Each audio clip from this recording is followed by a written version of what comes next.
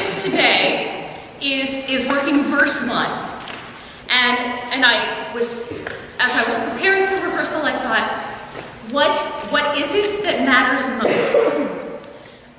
Because we've talked about this sort of mantra that this piece takes on of having the 3 identical sections. And what it boiled down to for me, I made an acronym, which was BIDF. Rolls off the tongue, BIDF, which is balance, it is tricky because of the extremes of the range, okay? And even asking some voice parts to hang in a tessitura, okay? So it's the balance of all 4 parts, it's intonation.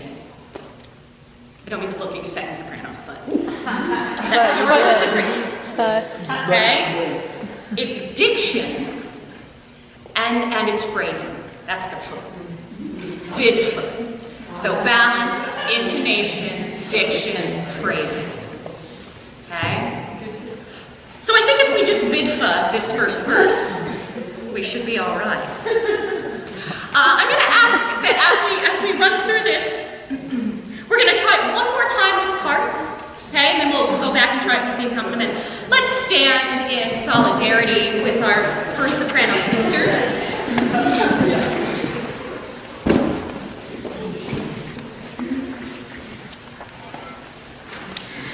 And overall, second altos, I think you can get away with bumping everything up about 20%.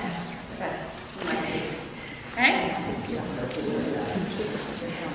Here we are, on the text, right where we start.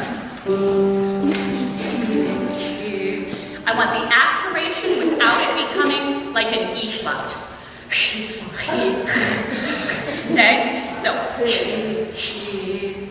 and I think it's hardest maybe when it's down low. Okay? I feel it coming across the roof of my mouth. You go.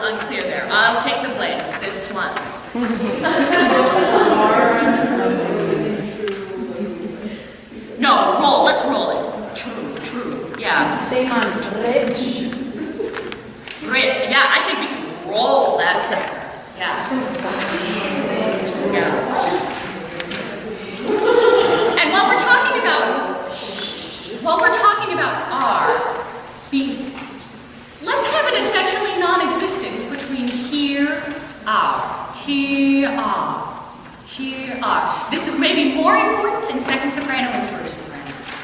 Okay? Especially second soprano. Okay? So that there's absolutely no delay in hitting the middle of the bullseye on the second note. Yeah? Great. I went just a tiny bit faster than I have before. Did that feel better? Yes. Great.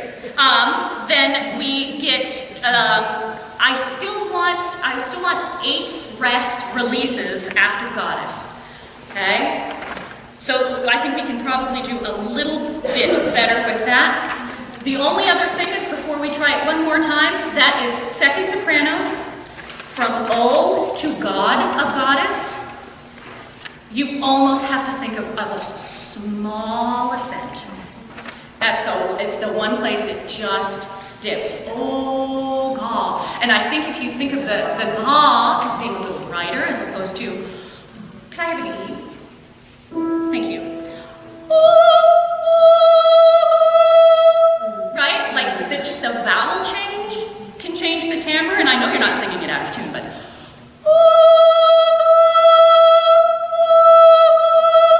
you can almost get away without even singing a G. You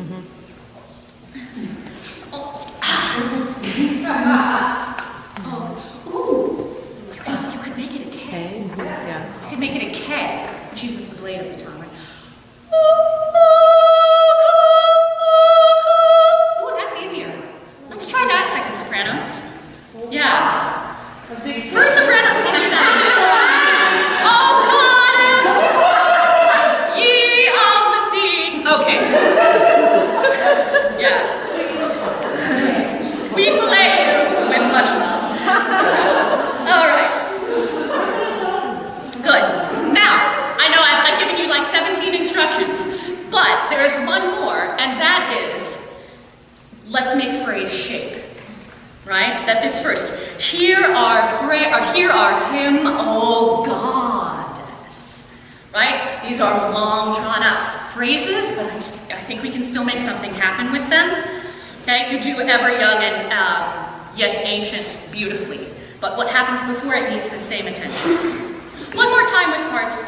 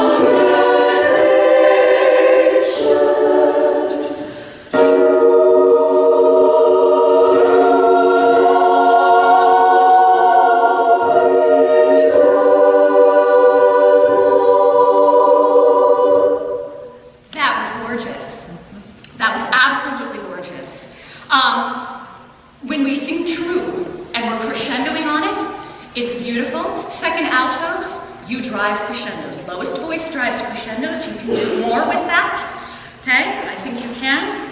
And the other thing is, what I hear is we start with a little bit, like our molars are very close together on that. And then we're crescendoing by adding resonance. And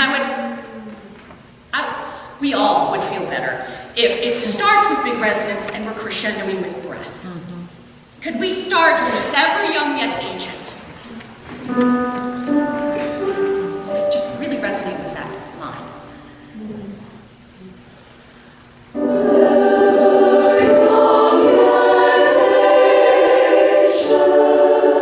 I think we can begin the crescendo right away as opposed to waiting for beat 3.